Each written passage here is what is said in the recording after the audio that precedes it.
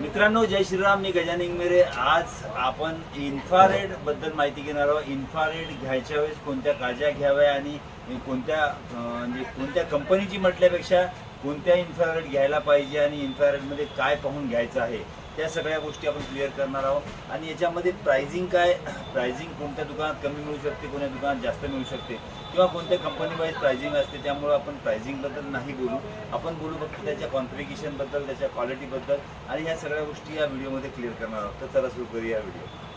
सर्वप्रथम मित्रांनो, हे इन्फ्रारेड शेगडी आहे.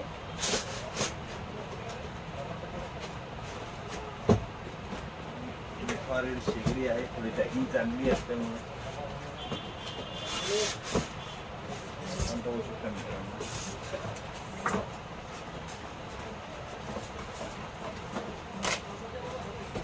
ही इन्फ्रारेड शेगडी आहे. याच्यामध्ये कधीही या चालूमध्ये किंवा बंद झाल्यानंतर सुद्धा या वस्तूवर किंवा या प्लेटवर हात लावू नये, कारण याच्यामध्ये आपल्याला गरम जास्त असल्यामुळे ते गरमचा शॉक लागू शकतो किंवा हात आपला भाजू शकतो.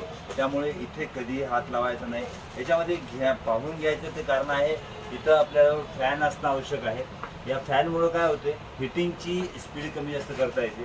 दुसरी गोष्ट, घेता वेळेस ही मिनिमम 2000 वॅटपासून तर 3500 वॅटपर्यंत उपलब्ध असते. तर आपण जेवढ्या जास्तीत जास्त वॅटवाली घेतली तेवढ्या फास्ट कुकिंग होईल आणि तेवढ्या फास्ट गरम होईल. हे व्हॅल्यूम कंट्रोल असतात. याच्यात या व्हॅल्यूम कंट्रोलमुळे आपल्याला स्पीड कमी जास्त, हिटिंग स्पीड कमी जास्त करता येईल. त्याच्यानंतर एक प्लेट येते, एक आपल्या स्टीलची प्लेट त्याच्यासोबत घेणं खूप गरजेचं राहते, कारण याच्यावर चुकून आपला हात जर लागला तर आपला हात भाजू शकतो.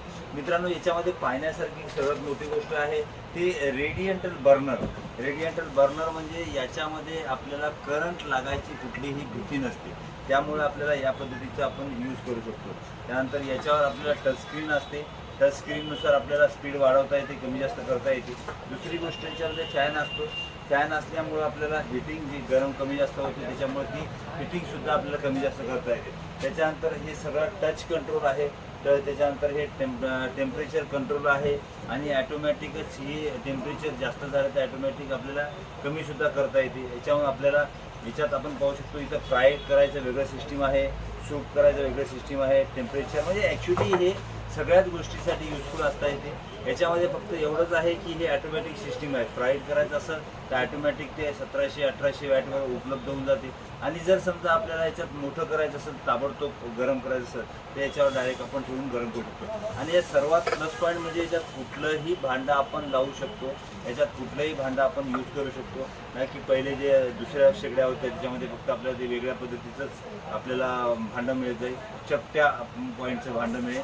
आता याच्यामध्ये तुम्ही कुठलंही भांडं वापरू शकता मित्रांनो. त्याच्यामध्ये इझी टू यूज आहे, आणि याच्यामध्ये अलग अलग शहरामध्ये अलग अलग प्राइसिंग असतात. त्यामुळं याच्यामध्ये प्राइसिंगबद्दल आपण काहीही बोलू नये. मित्रांनो, या अशा पद्धतीची इन्फ्रारेड शेगडी होती. आता याच्यामध्ये बऱ्याचशा कंपन्या आहेत, जशी युनिक, पिया. म्हणजे याच्यात कंपनीचं कुठलंही कम्पेअर नाही करायचं. फक्त कम्पेअर करायचं ती सर्वात महत्त्वाची गोष्ट म्हणजे वॅटेज 2000 वॅटपासून तर 3500 वॅटपर्यंत असते. त्यानंतर दुसरी गोष्ट आहे, या फॅन, याच्यात फॅन असणं आवश्यक आहे. फॅन वर्किंगमध्ये असणं गरजेचं आहे. त्यानंतर व्हॅल्यूम कंट्रोल. या सर्वात महत्त्वाच्या ज्या 3-4 गोष्टी आहेत त्या फार महत्त्वाच्या. आणि जेव्हा आपण शेगडी घेतो तिथं एक स्टीलची बॉडी कवर घेण्याचं विसरू नका, कारण त्याच्यामुळं करंट लागायची भीती किंवा मग गरम होण्याची भीती कमी राहते. तर ती ॲल्युमिनियम प्लेट असते मित्रांनो. जर व्हिडिओ तुम्हाला चांगला वाटला असेल तर नक्कीच लाईक करा, आणि नवीन असाल तर चॅनल सबस्क्राईब करा. धन्यवाद. जय श्रीराम.